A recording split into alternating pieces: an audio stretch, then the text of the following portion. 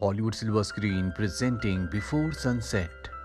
पिछली कहानी में हमने देखा था कि किस तरह से एक ही रात में वियना की गलियों में सिलिन और जेसी एक दूसरे के बहुत करीब आ गए और दोनों ने वादा किया कि 6 महीनों के बाद एक बार फिर से वो दोनों इसी स्टेशन पर एक बार फिर से मिलेंगे।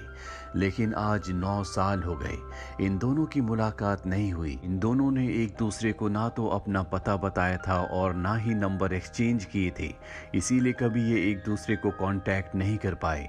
9 सालों में इन दोनों की जिंदगी पूरी तरह से बदल चुकी है, लेकिन उस रात को ये दोनों ही आज तक नहीं भूले। जेसी उस रात से इतना जुड़ा हुआ था कि उसने उस रात के ऊपर एक नॉवल भी लिखी, जिसमें उसने वो सब कुछ लिखा जो जो वक्त उसने सिलिन के साथ बिताया था। वो नॉवल बहुत फेमस हुई और यूएस की बेस्ट सेलिंग बुक बन गई। आज जेसी एक जाना माना चेहरा है, इसीलिए वो अपनी बुक के प्रमोशन के सिलसिले में पेरिस आता है, जहां पर कुछ रिपोर्टर्स उससे सवाल पूछते हैं कि अगली बुक में क्या होगा, क्या वो दोनों दोबारा मिले या नहीं। जेसी उनसे कहता है कि तुम्हें आंसर्स के लिए दूसरी बुक का इंतजार करना होगा। तभी जेसी देखता है कि सामने एक लड़की उसे ही देख रही है और जब वो उसे ध्यान से देखता है तो ये सिलिन होती है, जिसे आज उसने 9 साल बाद देखा है। जेसी सिलिन को देखकर बहुत खुश हो जाता है, उसके पास जाता है। सिलिन कहती है कि तुम्हारी नॉवल बहुत ज्यादा फेमस हो गई, कॉन्ग्रेचुलेशंस। जेसी पूछता है कि तुम्हें कैसे पता चला कि मैं यहाँ पर हूँ। सिलिन कहती है कि तुम्हारी नॉवल मैंने पढ़ी है, अब तुम बहुत फेमस हो चुके हो, इसीलिए तुम्हारे बारे में न्यूज में आता रहता है। मुझे पता था कि तुम आज पेरिस आने वाले हो, इसीलिए मैं यहाँ पर आई। इन दोनों की आंखों में आज भी एक दूसरे के लिए प्यार है, हालांकि ये उस रात के बाद कभी नहीं मिले। आज 9 साल बीत चुके हैं, लेकिन ये दोनों ही एक दूसरे को बिल्कुल नहीं भूले। इसके बाद ये तय करते हैं कि ये पास के ही पार्क में जाएंगे, क्योंकि जेसी की कुछ ही देर बाद फ्लाइट है, उसे जाना होगा। और अब एक बार फिर से ये दोनों उसी तरह से एक बार फिर से गलियों में वॉक करते हुए पार्क की तरफ निकल पड़ते हैं। सिलिन जेसी से पूछती है, क्या तुम 16 दिसंबर को आए थे? जेसी कहता है कि नहीं। ये सुनकर सिलिन की सांस में सांस आती है। वो कहती है कि अच्छा हुआ तुम नहीं आए, उस दिन मैं भी नहीं आ पाई क्योंकि उसी दिन मेरी ग्रैंड मदर की डेथ हो गई थी। अगर उस दिन तुम आए होते और मेरा इंतजार किया होता तो मैं अपने आप को कभी माफ नहीं कर पाती। इसके बाद ये दोनों खामोशी से चलते रहते हैं। इन दोनों के ही दिमाग में बहुत सारे सवाल हैं और उन सवालों के चलते जेसी से सिलिन पूछती है कि मेरी ना आने की वजह थी, पर तुम क्यों नहीं आए? जेसी के चेहरे के एक्सप्रेशन पूरी तरह से बदलना शुरू हो जाते हैं। उसे समझ नहीं आता कि वो इसका आंसर कैसे दे, और यहाँ पर सिलिन समझ जाती है कि वो उस दिन वहां पर आया था। अपनी बात को, अपनी सोच को कंफर्म करने के लिए वो जेसी से पूछती है कि उस दिन इसका मतलब तुम वहां पर आए थे? जेसी कहता है कि हाँ, मैं शाम तक तुम्हारा इंतजार करता रहा और जब रात हो गई तो मैं समझ गया कि तुम नहीं आओगी, इसीलिए ट्रेन पकड़ने से पहले स्टेशन की दीवार पर मैंने अपना नंबर लिख दिया था कि अगर तुम अगले दिन वहां पर आओ तो तुम्हें मेरा नंबर मिल जाए और हम एक दूसरे से कनेक्ट हो पाए। ये सारी बातें सुनकर सिलिन को बहुत दुख होता है। वो कहती है कि मैं हमेशा से आना चाहती थी, पता नहीं इन 9 सालों में तुमने मेरे बारे में क्या क्या सोचा होगा। जेसी कहता है लेकिन अब मुझे सच पता है, तुम्हारी ना आने की खास वजह थी। अगर हमने उसी रात को नंबर एक्सचेंज किए होते तो हम एक बार फिर से मिल सकते थे। यहाँ पर ये दोनों के दोनों चलते चलते एक रेस्टोरेंट में पहुंच जाते हैं, जहाँ पर जेसी सिलिन से पूछता है कि अब तुम क्या कर रही हो। वो बताती है कि मैं एक एनजीओ से जुड़ी हुई हूँ और हम इन्वायरमेंटल इश्यूज पर काम करते हैं। इस सिलसिले में मैं हिंदुस्तान भी गई थी। जेसी बताता है कि मेरी शादी 5 साल पहले हो गई और अब 4 साल का मेरा एक बेटा भी है। इन दोनों की जिंदगी अब पूरी तरह से बदल चुकी है और इस जिंदगी को ये दोनों के दोनों एक्सेप्ट भी कर चुके हैं। जेसी सिलिन से पूछता है तुमने शादी नहीं की? वो कहती है कि नहीं, मैंने शादी नहीं की, लेकिन मैं एक लड़के को डेट कर रही हूँ। इस वक्त वो हिंदुस्तान में, वो एक फोटोग्राफर है। और अब ये दोनों के दोनों रेस्टोरेंट से निकलकर सी साइड चले जाते हैं। यहाँ पर जेसी सिलिन से पूछता है कि कोई भी कपल खुश क्यों नहीं होते। सिलिन को उसका ये सवाल बहुत अजीब लगता है। वो उससे पूछते हैं कि तुम ऐसा क्यों पूछ रहे हो। जेसी बताता है कि हम दोनों की जो केमिस्ट्री उस रात को थी, मैंने वो केमिस्ट्री वो साथ हमेशा अपनी वाइफ के अंदर ढूंढने की कोशिश की, लेकिन उस केमिस्ट्री को मैं कभी भी अपनी वाइफ के अंदर ढूंढ नहीं पाया।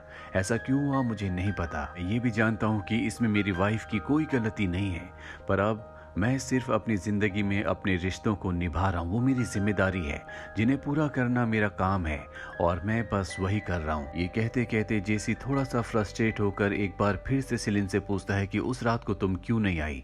सिलिन कहती है कि शायद मैं उस रात को आ भी जाती, हम मिल भी जाते, तो हो सकता है कि हमारे बीच में सब कुछ ठीक ना होता, हमारी केमिस्ट्री वैसी ना रहती जैसी उस रात को थी। और अभी दोनों की दोनों बोट पर बैठकर सिलिन के घर की तरफ निकल पड़ते हैं। बोट में जैसे सिलिन से पूछता है कि इंसान की इच्छाओं की शायद कोई भी लिमिट, कोई भी अंत नहीं है।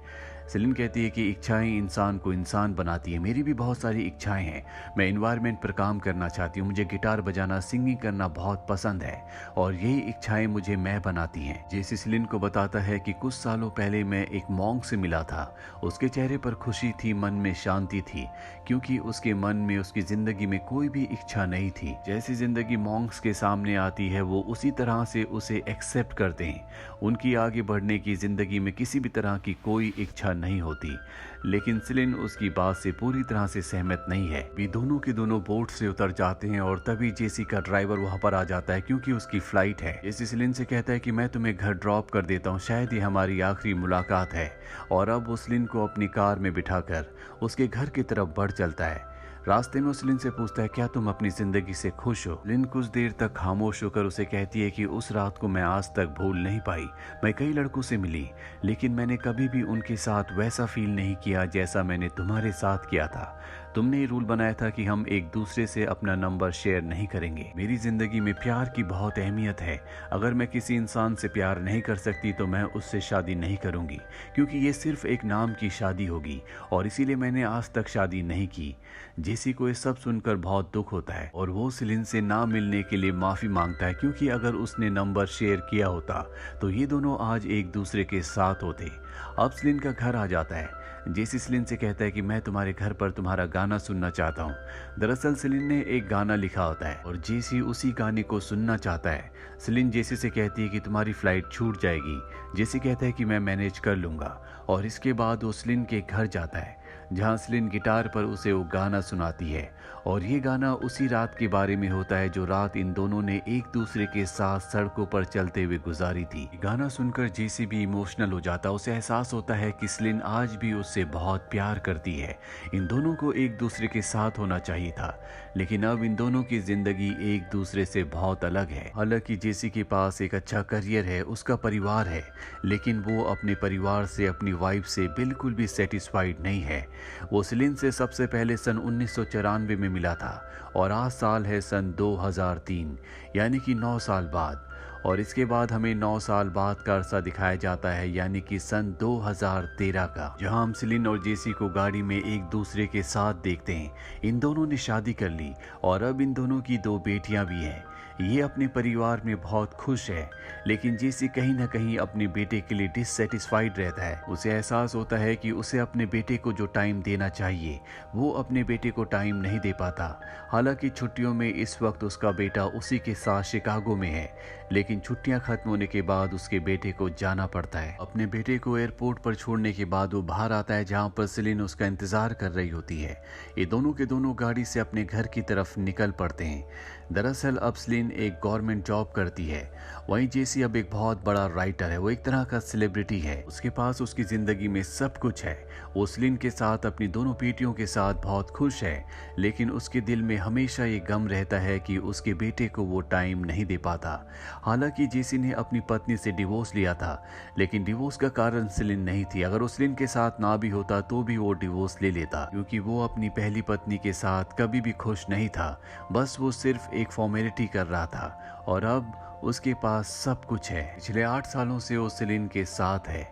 वहीं सिलिन जो अपनी जिंदगी में प्यार चाहती थी, ऐसे इंसान से शादी करना चाहती थी जिससे वो प्यार कर सके, उसकी जिंदगी में भी वो सब कुछ उसे मिल चुका है। हालांकि ये दोनों एक दूसरे को अपना सेपरेट वक्त नहीं दे पाते, क्योंकि ज्यादातर ये अपनी बेटियों के साथ ही रहते हैं। अब जब इनकी बेटियों की स्कूल की छुट्टियां पड़ती है तो ये पूरे परिवार के साथ ग्रीस आ जाते हैं, जहाँ पर इनके और भी फ्रेंड्स होते हैं और इनके फ्रेंड्स चाहते हैं कि इन दोनों को एक दूसरे के साथ क्वालिटी वक्त बिताना चाहिए। इसीलिए वो इन दोनों के लिए होटल का एक कमरा बुक करते हैं ताकि ये दोनों एक दूसरे को अच्छे से वक्त दे सकें। ये दोनों के दोनों अब होटल के कमरे की तरफ चल पड़ते हैं। इसी बताता है कि मेरे दादाजी की डेथ 90 साल की उम्र में हुई थी और मेरी दादी के साथ उनका 74 ईयर्स का रिश्ता था। 74 ईयर्स तक वो उनसे प्यार करते थे। ये सुनकर सेलिन को बहुत हैरानी होती है। वो कहती है कि कोई 74 ईयर्स तक एक दूसरे से प्यार कर सकता है, क्या हमारा रिश्ता भी इसी तरह से चलेगा? जेसी कहता है कि रिश्ता चलाया नहीं जाता, बस वो वक्त बीत जाता है, हम एक दूसरे के साथ होते और हमें पता भी नहीं चलता। सेलिन कहती है कि तुम सही कहते हो और इसके बाद ये होटल में पहुंच जाते हैं जहां पर इनके पास एक कपल आता है जो कि जेसी को अच्छी तरह से जानते हैं। ये उसके फैन है। जेसी से उसका ऑटोग्राफ मांगते, जेसी ऑटोग्राफ कर देता है, जिसके बाद वो सेलिन से भी ऑटोग्राफ करने के लिए कहते हैं। सेलिन कहती है लेकिन मैंने इस बुक को नहीं लिखा। वो कहते हैं लेकिन इस बुक में आपका भी किरदार है, ये आपकी भी कहानी है। इसके बाद सेलिन भी ऑटोग्राफ कर देती है और अब ये दोनों के दोनों होटल के रूम में आ जाते हैं जहां पर ये एक दूसरे के बहुत करीब होते हैं। आज बहुत वक्त बाद इन दोनों को इस तरह का टाइम मिला है। अब जब ये दोनों एक दूसरे के साथ होते हैं तभी फोन की घंटी बजती है। सेलिन फोन रिसीव करती है। दरअसल ये जेसी के बेटे का कॉल होता है। सेलिन उससे पूछती है कि तुम कैसे हो और थोड़ी सी बात करने के बाद फोन को कट करने से पहले कहती है कि तुम अपना ध्यान रखना। और जब वो जेसी के पास आती है, जेसी कहता है कि तुम्हें उससे कुछ और देर बात करनी चाहिए थी, तुम उससे अच्छे से बात नहीं करती क्योंकि वो तुम्हारा अपना बेटा नहीं है। दरअसल हमेशा जेसी अपने बेटे के लिए परेशान रहता है क्योंकि वो उसे अपना वक्त नहीं दे पाता। सेलिन जेसी से कहती है कि मैंने तुम्हारे बेटे से कोई भी गलत बात नहीं की। इसके बाद जेसी कहता है कि मैं तुम्हारे पास आने के लिए, तुमसे शादी करने के लिए अपना सब कुछ छोड़ दिया। सेलिन कहती है इसका एहसान तुम मुझ पर मत दिखाओ, मैंने तुम्हें कभी नहीं कहा था कि तुम सब कुछ छोड़कर मेरे पास आओ। और गुस्से से वो होटल के कमरे से चली जाती है। पर कुछ ही देर बाद वो वापस आती है और जेसी से कहती है कि मैंने तुम्हारे साथ जिंदगी बिताने के लिए बहुत सारे सेक्रीफाइसेस किए हैं। जेसी कहता है कि हमें कुछ दिनों के लिए उस जगह जाना चाहिए जहां मेरा बेटा है, वहां मैं अपने परिवार को और अपने बेटे को भी टाइम दे सकता हूँ। लिन को इस बात पर और भी गुस्सा आ जाता है। वो कहती है कि हमेशा मैं ही सेक्रीफाइस करती हूँ, हमेशा मैं ही अपनी जिंदगी बदलती हूँ। जब हमारी बेटियां पैदा हुई थी तो उस वक्त तुम वहां पर नहीं थे, तुम अपनी नोवेल की पब्लिसिटी के लिए इधर उधर घूम रहे थे। मैंने अपनी बेटियों का ध्यान रखा और वैसे भी तुम अपनी नोवेल्स में हमेशा मेरा जिक्र करते हो। आज के बाद तुम अपनी नोवेल में कभी मेरा नाम नहीं लिखोगे, तुम उस कैरेक्टर को उस नोवेल से हमेशा के लिए हटा दो। आज के बाद तुम मेरा नाम अपनी नोवेल में किसी भी कहानी पर नहीं लिखोगे। जेसी कहता है कि तुम भी तो चाहती थी कि तुम एक राइटर की बीवी बनो। वो कहती है कि मैं तुमसे अब प्यार नहीं करती और अपना बैग उठाकर वो होटल के कमरे से निकल जाती है। जेसी कुछ देर तक इसी तरह से होटल के कमरे में अकेला बैठा रहता है और इसके बाद वो सेलिन को ढूंढने के लिए निकल पड़ता है। सेलिन एक रेस्टोरेंट में बैठी होती है। जेसी भी उसके पास जाकर बैठ जाता है और उसे मनाने के लिए कहता है कि मैं एक टाइम ट्रैवलर हूँ, मैं भविष्य से आया हूँ और जिस वक्त से मैं आया हूँ उसमें तुम 80 साल की हो और 80 साल की सेलिन ने 40 साल की सेलिन को, जो वो इस वक्त है, एक लेटर लिखा है जिसमें उसने कहा है कि जब वो 40 साल की थी तो बहुत खूबसूरत थी। सेलिन कहती है इसका मतलब जब मैं 80 साल की हो जाऊंगी तब मैं खूबसूरत नहीं रहूंगी, तब मैं तुम्हें अट्रैक्टिव नहीं रहूंगी। हालांकि जेसी उसे मनाने की कोशिश करता है लेकिन जब वो नहीं मानती तो जेसी भी पूरी तरह से हार मान जाता है और कहता है कि सिर्फ तुमने सेक्रीफाइसेस नहीं की, मेरा भी एक बेटा है जो अपने पिता को ढूंढता है, जिसे अपने पिता के प्यार की जरूरत है, लेकिन मैं सब कुछ छोड़कर तुम्हारे पास हूँ। अगर तुम उस जगह नहीं जाना चाहती जिस जगह मेरा बेटा रहता है तो हम कोई ना कोई रास्ता निकाल लेंगे। और अगर अब भी तुम्हें लगता है कि हम दोनों एक दूसरे के लिए परफेक्ट नहीं है, हम दोनों के बीच में प्यार नहीं है, तो हम दोनों को इस रिश्ते को यहीं पर खत्म कर देना चाहिए। जरूरी नहीं कि सबका रिश्ता मेरे ग्रैंड मदर और ग्रैंडफादर की तरह 74 ईयर्स तक चले। और इसके बाद सेलिन कुछ देर तक खामोश रहकर रोना शुरू कर देती है। उसे एहसास होता है कि परिवार, प्यार, जिंदगी यही है।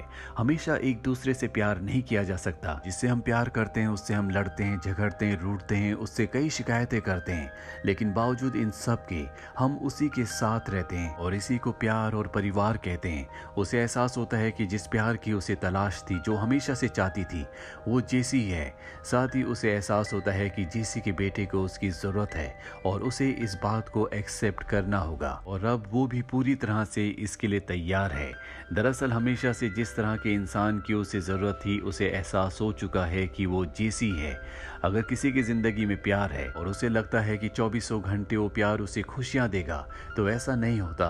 प्यार का मतलब सिर्फ प्यार करना नहीं होता, प्यार का मतलब लड़ाई झगड़ा नोक झोंक एक दूसरे से शिकायत करना भी होता है, क्योंकि ये सब के सब प्यार के शेड्स हैं। इन्हीं शेड्स से प्यार बनता है। और इसी के साथ ये फिल्म, ये कहानी यहीं पर ख़त्म हो जाती है। उम्मीद करते हैं कि ये कहानी आपको पसंद आई होगी।